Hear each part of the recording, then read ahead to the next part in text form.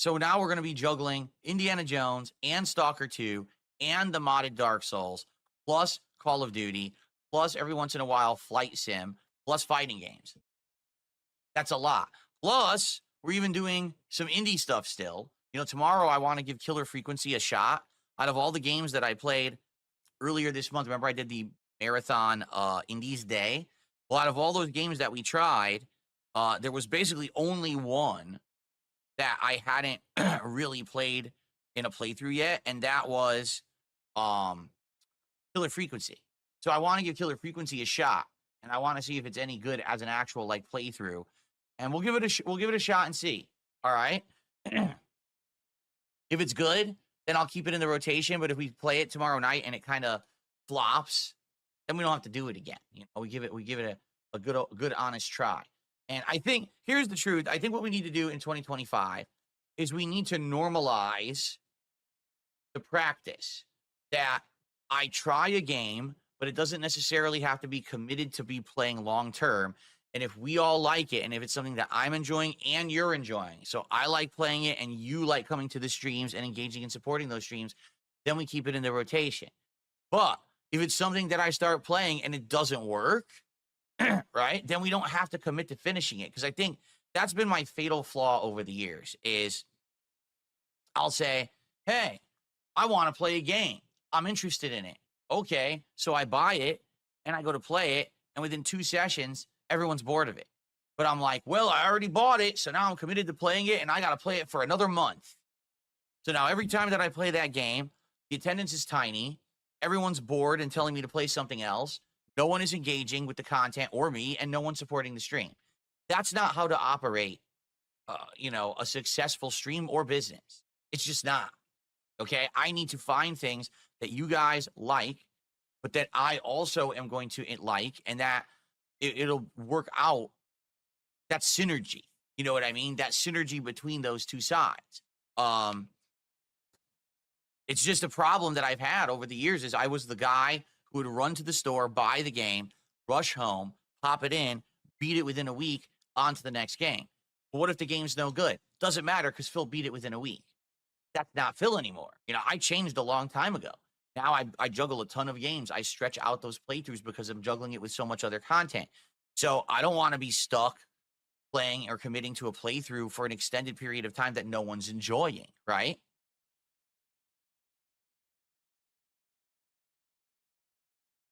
So that is something I think we need to do. Marvel Rivals, I like it. It plays like Overwatch, but don't you remember what happened with Overwatch? I played it for a few months. People got tired, and I wanted to keep playing it, but I eventually dropped it because people stopped caring. Marvel Rivals did exactly the same thing in the summer during the beta, where I was playing it, and I liked it, but people were bored of it, and I stopped playing it. So it's kind of the same deal here.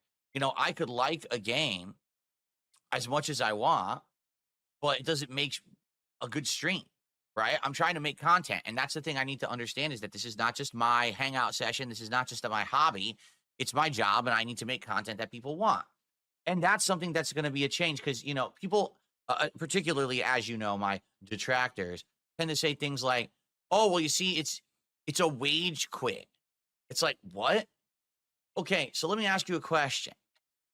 When you go to work, all right, and you're working, and you are trying to put out, some kind of productivity that benefits the company or benefits something, right? And then you get paid for it, correct? That's what work is.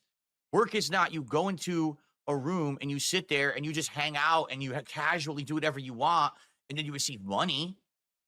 You need to be making a product that people want, whether it's the company that you're making the product for or customers that are coming in. You're making a product that people want. It's called Business 101. And some people are just so weird in the head. They actually will say something like this. You ready? Well, I don't understand because, Asmongold can just stream whatever he wants. He can stream anything and people like him enough that he makes, insane amounts of money every stream. Not every streamer is Asmongold. Not every person can turn on a stream and basically have a social club that they could just sit there and hang out with an infinite number of people that roll in because they're already popular and make insane amounts of money off of nothing. Do you get that? Like, people are so ridiculous in their heads They actually think that I am the same level as like some giant content creator. I'm not. I keep telling people I am very much more the blue collar guy.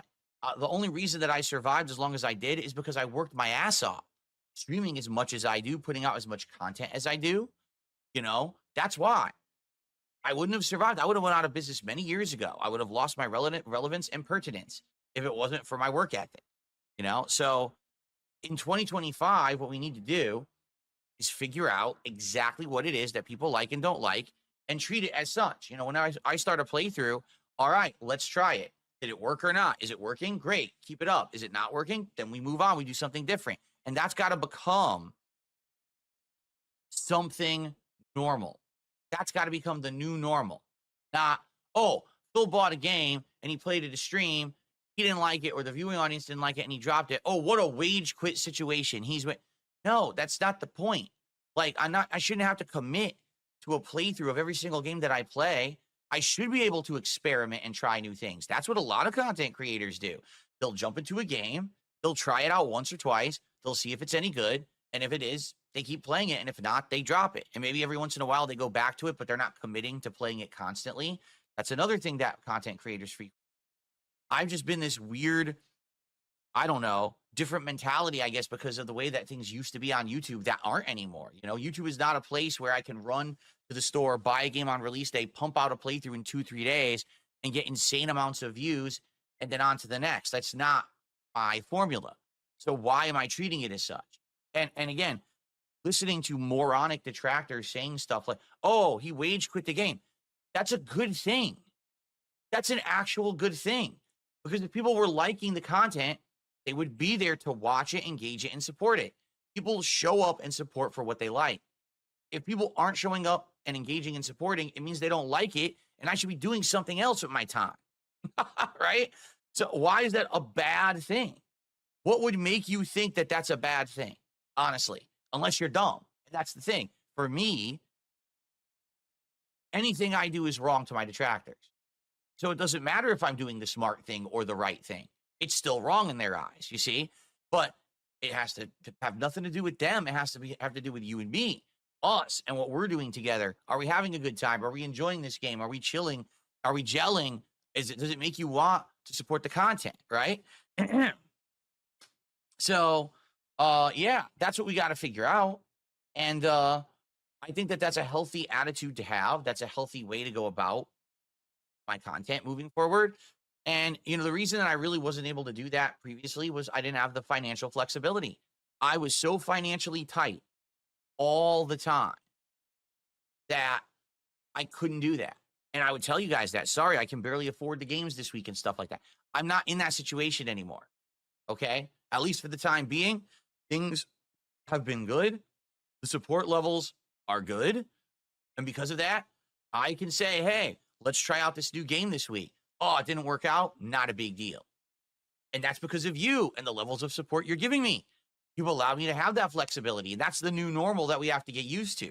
It's not old Phil who's basically scraping by, looking for pennies under the couch to buy the game this week so that now he can play it. And now, he bought it, so he's committed to playing the whole playthrough. It's not like that anymore. And that's a good thing. You have to understand that's a really good thing.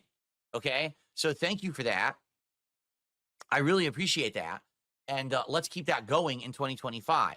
Let's have this new mentality that we can try a game, and if it doesn't work out, we can move on to something new that we want to see or play, as opposed to stuck playing something no one wants. That's a really silly mentality, in my opinion, but it's something that I've done for many years, Okay.